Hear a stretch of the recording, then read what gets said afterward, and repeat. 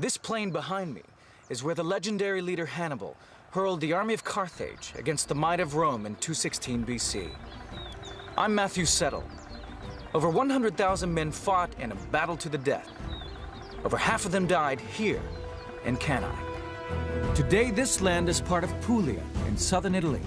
It's hard to imagine what it must have been like then. But now, with new video game technology, you are about to see this great battle as never before. The vast numbers of soldiers, the troop formations, how they fought, and how the battle was won. Get the view the generals wished they had, now, on Decisive Battles.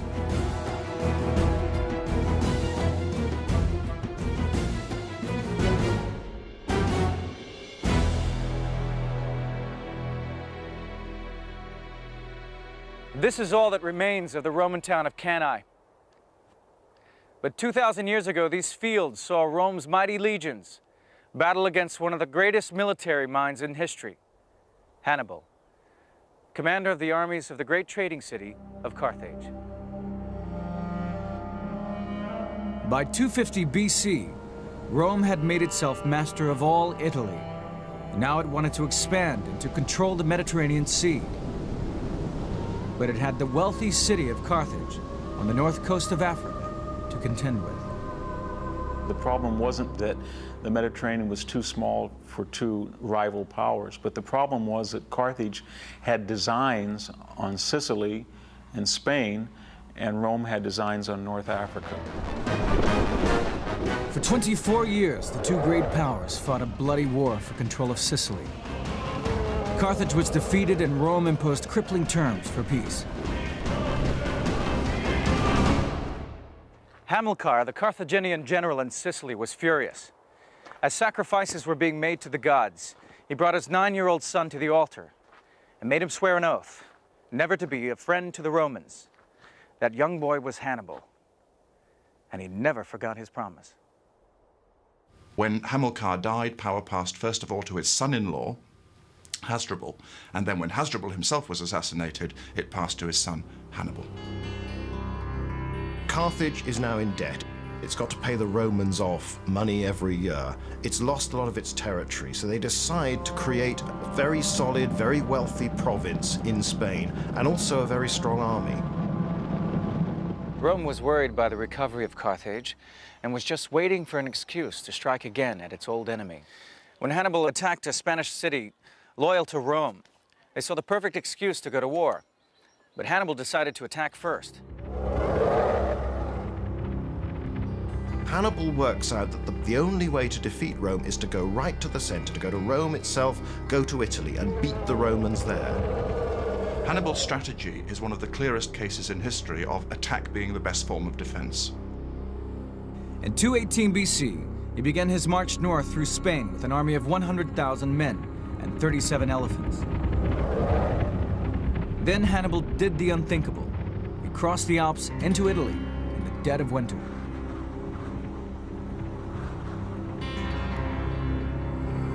Hannibal is an immensely charismatic leader. Hannibal could get armies to do things that most men simply couldn't have dreamed of.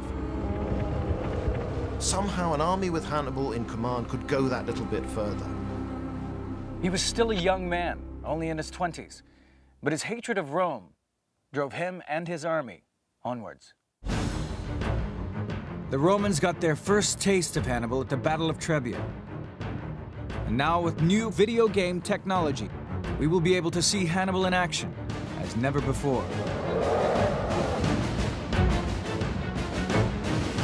The importance of elephants shouldn't be underestimated. They were never used as pack animals, they were only used as weapons. And they were very important for his image. We know of coins that we still have, in fact, coins with the image of Hannibal on the one side and an elephant on the other. The Roman legions were crushed by Hannibal and his war elephants. The next year, it was the same story. Rome sent a second army and suffered a second defeat at Lake Trasimene.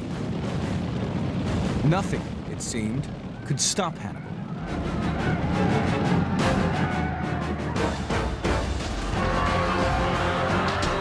His army rolled on south, through Italy, and rested here on the Adriatic Sea. Hannibal was now less than 100 miles from Rome. He had already killed or wounded 100,000 legionaries. In desperation, the Romans decided to gamble everything on one great battle. They committed 8 legions, 70,000 men. The Romans decided that they were going to go for broke. They were going to create a massive army, twice as big as anything that had faced Hannibal before, and simply smash him.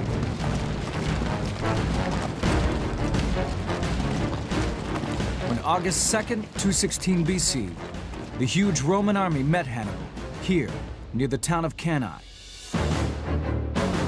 It would be Hannibal's genius against overwhelming odds. It would be the bloodiest battle the ancient world had ever seen.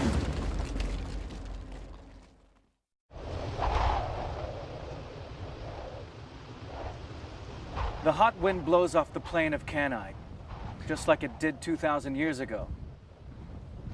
But then the fields were uncultivated and home to the 2 most powerful and different armies of the ancient world. At stake, control of the Mediterranean and the future of Rome itself.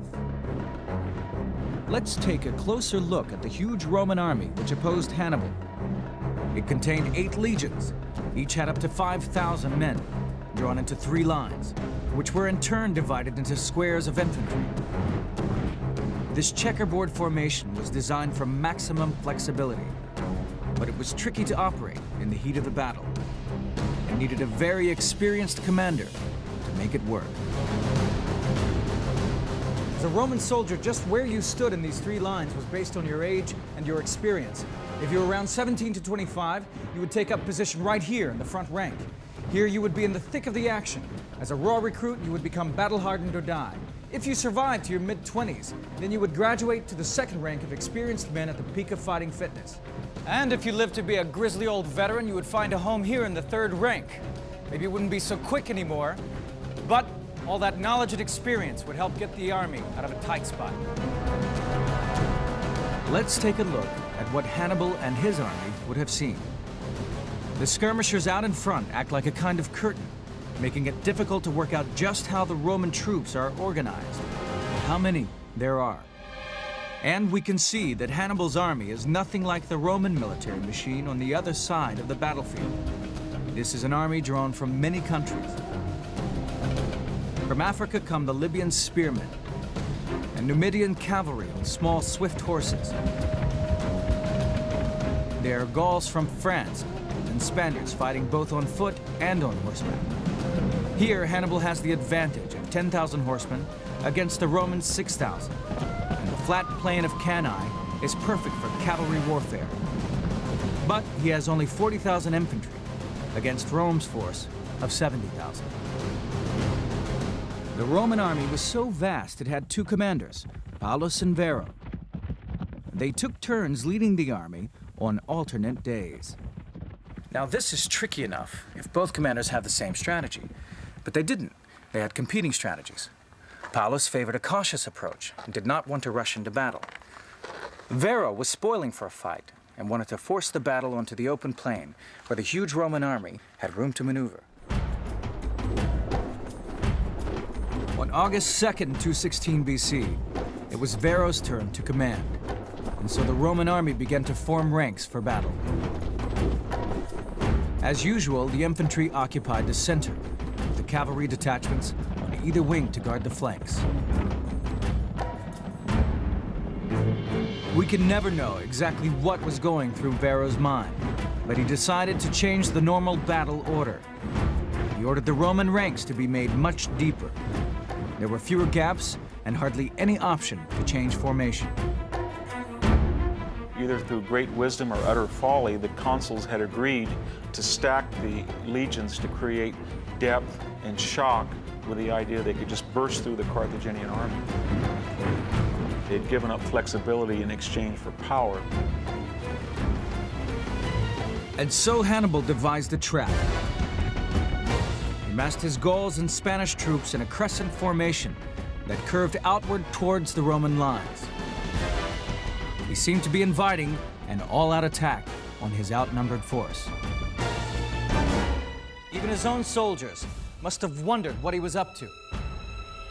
He had placed himself at the most vulnerable part of the line, at the center, where the fighting would be fiercest. They had to hold the advance of this huge Roman steamroller. He was there to encourage what he knew to be the weakest part of his line. To some extent, he may have been appealing to the sort of emotional, the warrior culture of the Gauls in particular, who made up a lot of these units. This was a culture in which you were supposed to excel, do the spectacular, to stand out in front. Strangely, Hannibal had left his best troops, the Libyan spearmen from North Africa, in reserve on the flanks of his army. But Hannibal knew exactly what he was doing. He had a plan. Almost 130,000 men and 16,000 horses were squeezed into this battlefield just over 2 miles square, beginning where the tree line marks the river, and ending here at the hill of Cannae. Suddenly, there was a frenzy of movement. The skirmishers ran forward. The legions advanced in step.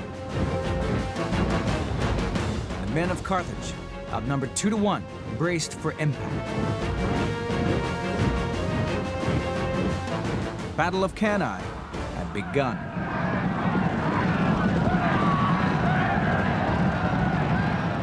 Hannibal sent his heavy cavalry straight for the Roman horsemen under Paulo.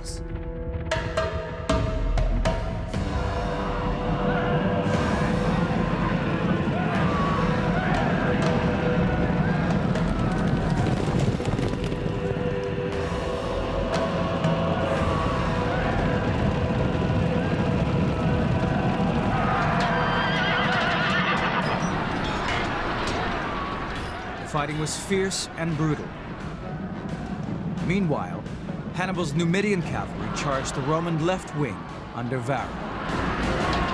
While the cavalry battled, the 8 legions of Roman infantry rolled forward towards Hannibal's position.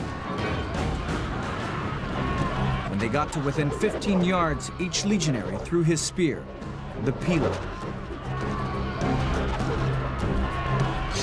Then they drew the gladius, a short stabbing sword of hardened Spanish steel, and collided with the Carthaginian crescent.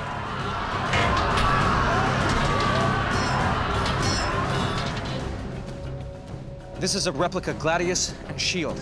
The shield was used for battering an opponent, quickly followed by a thrust. The shield alone weighs 22 pounds. So, in this heat with that sun and a full suit of armor, it's hard to imagine fighting for 4 minutes, let alone 4 hours.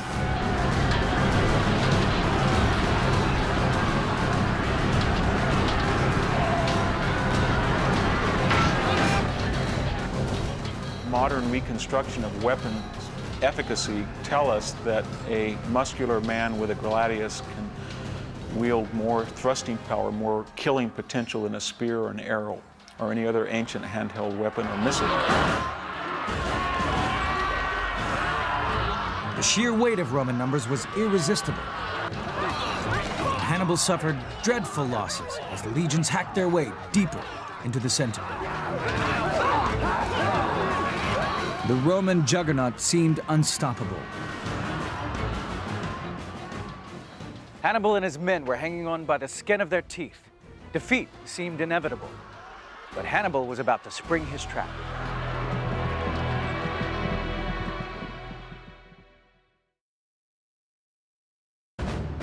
Carthage and Rome are fighting for supremacy in the Mediterranean.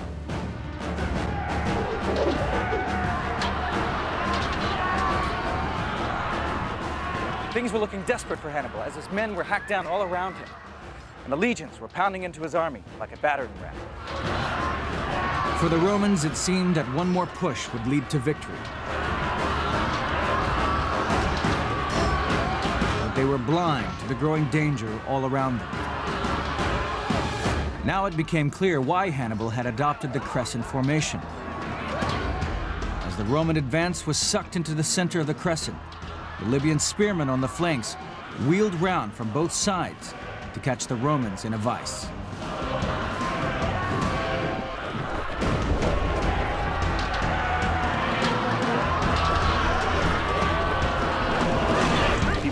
center of this mob couldn't use their weapons. They were pelted by spears, javelins, stones, but they could not reply backwards. It was too compact, it was too tight.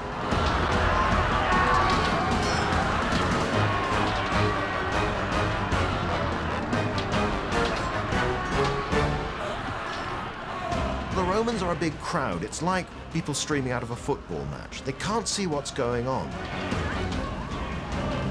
At that moment, Hannibal's cavalry smashed through the Roman horsemen on both flanks and began to move around behind the legions. At the front, the Roman attack became bogged down because of its densely packed formation. At the back, the Carthaginian cavalry closed in.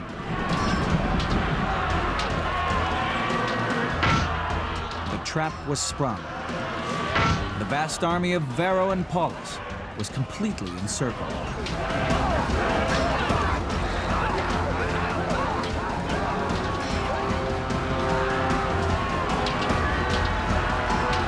Had they kept their wits about them, they could have had an organized breakout and still rescued the battle.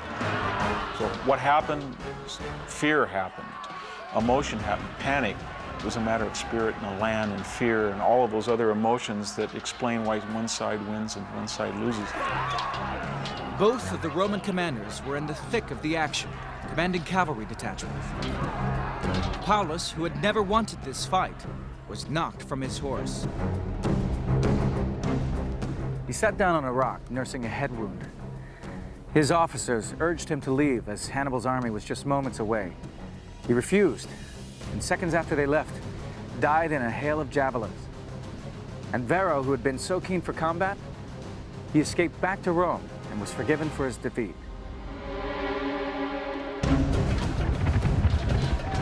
No matter how unwise Varro's decisions might seem in retrospect, to the Romans at least, they're not going to criticize him because the great trait of all Roman commanders is aggression. You gotta remember that at Cannae, what happened should not have happened. Military strategists could not envision that a numerically inferior army could surround in a concentric manner on both sides a numerically superior force. So the very idea that someone like Hannibal could pull that off was just audacious and should not have happened. By nightfall, Cannae was a field of blood and tangled limbs. The actual fighting had only taken 4 hours, but nearly 50,000 Romans and 10,000 Carthaginians were slaughtered. That's roughly 200 men each passing minute. Nearly 1/3 of all Roman senators, the men who governed Rome, lay slain or captured. This was the worst defeat ever suffered by Rome. Cannae seems almost the perfect victory. A smaller but much better army takes on a very big, very strong opponent, and on an open plain, there's no ambush, there's no surprise. Hannibal, just by using his own skill and the quality of his men, overcomes this greater army, and doesn't just overcome it, he virtually destroys it. News of the defeat terrified Rome. The city was now at Hannibal's mercy. But he refused to march on it. His generals just couldn't understand. The way was now open. Why not finish off the Romans once and for all? The answer may simply be, in part, exhaustion. Hannibal's fought the hardest battle of his life. He's lost a lot of his friends. He's lost a big chunk of his army. But even more importantly than that, marching straight on Rome would have been a big gamble. He didn't have the sort of army that could have coped with besieging Rome, starving it into submission, or directly assaulting it. He didn't have the force to do that. Instead, Hannibal led his army around Italy for the next 14 years. Too weak to conquer Rome, too strong to be defeated in battle. He'd struck 3 hammer blows to the heart of Rome, and still she had not fallen. Her revenge would be terrible. A revitalized Roman army attacked Carthage. Hannibal was summoned back to organize the defense, but was defeated at Zama in North Africa. He was forced into exile. But still Rome pursued him. Finally, in what is now Turkey, he took his own life poisoning himself to avoid Rome's assassins. Hannibal was 63.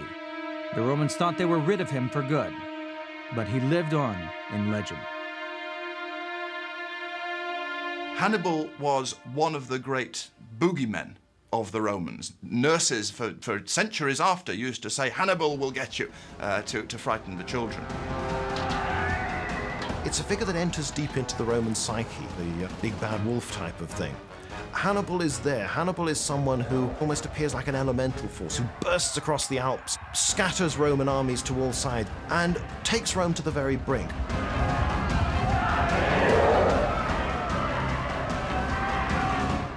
Hannibal had kept his oath to his father and his gods, but in failing to destroy Rome, he succeeded in making it stronger. The Romans learned a bitter lesson and reorganized their armies. Within 50 years of Hannibal's death, they would wipe Carthage from the map, plow up the ground on which it stood, and sow the earth with salt. But they could not wipe out the memory of Cannae. Hannibal had written that in Roman blood.